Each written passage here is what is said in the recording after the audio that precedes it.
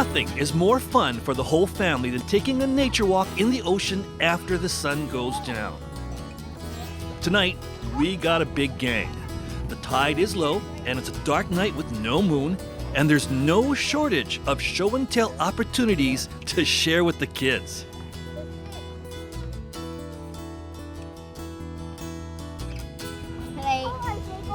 Remember how? Okay, let me try now. Wait, does it like? Does it How have they like? blow up?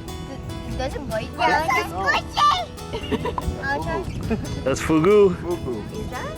Does anybody want to touch it? Okay, time to go back in.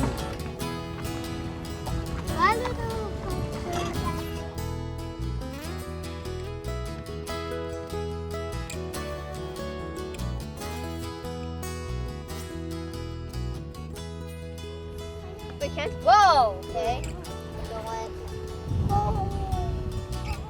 You know one thing about the trumpetfish, you guys? No. After That's long. After you handle it, Yeah. it's really slimy. So your hands are gonna have, you have to, Oh yeah. So, if you've never handled one before, go ahead. Okay, who's gonna let it go? Who's gonna let it go? Me and my brother will. Okay, Okay, ready? Okay, there he goes. That's a very slimy fish. Thanks, you guys. You still have that. Bye, fishy. Folks, checking out what swims at night is something everyone I know enjoys. And with sharp eyes, you will be able to see shrimp out on the sand just before they hide themselves.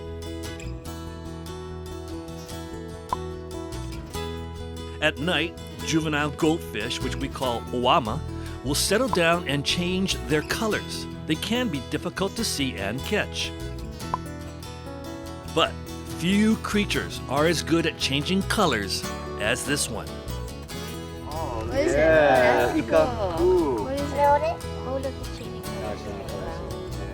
Please do not ink Oh, on my green hand. eyes. Look at the green Not eyes. ink on my hand. Please do not ink. Okay, let's put them back in. We're putting it back. Okay, we'll catch you later. We'll literally Throw catch some you more. later. Calamari. Calamari. He wants to eat it. On nights like these, everywhere you look, there is something different to see and discover.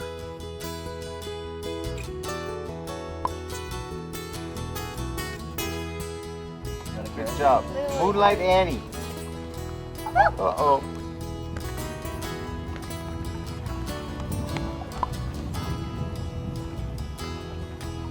All right. Oh. And some of the critters you will run into are bigger and stronger than the others. Please help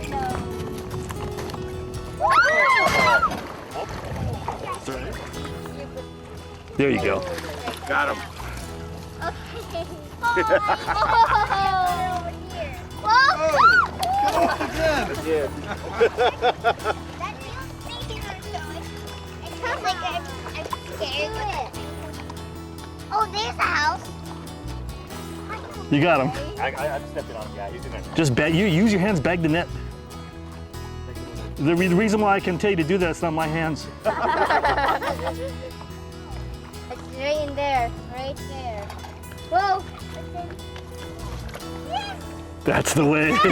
That's the way. Good job.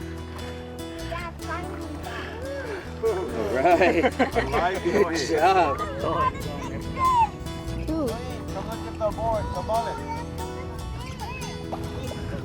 You hit two with one throw, Keith. Yeah. Excellent.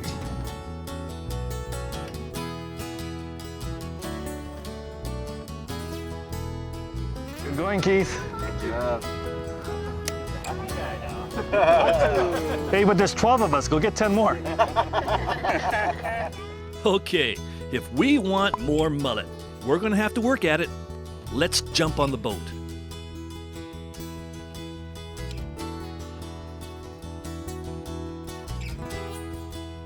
You know, there's a lot more to throwing a net than you might think, but with a lot of practice, you can get it down. Just make sure you take your watch off and any clothes with buttons on it.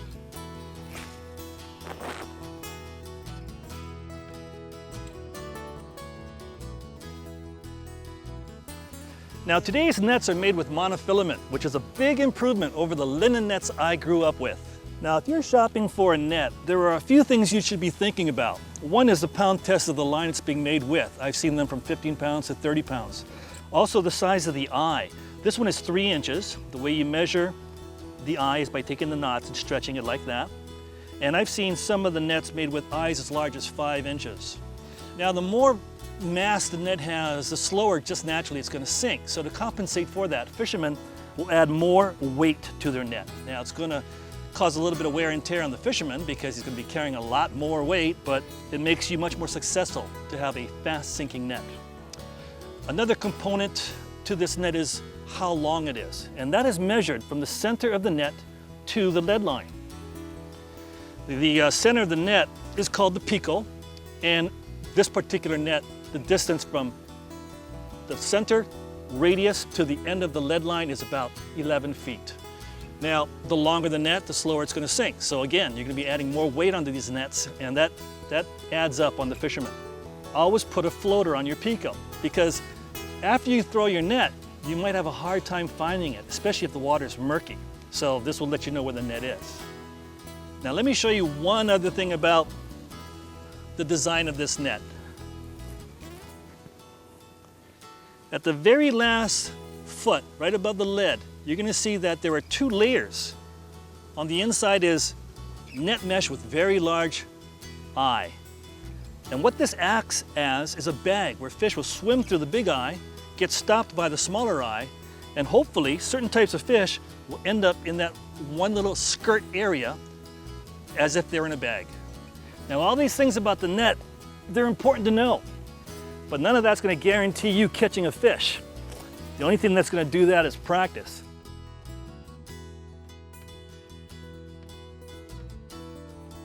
My thanks to everyone who joined us in Kaneohe Bay after dark. Don't go away. Much more on the fishing show is coming your way right after this.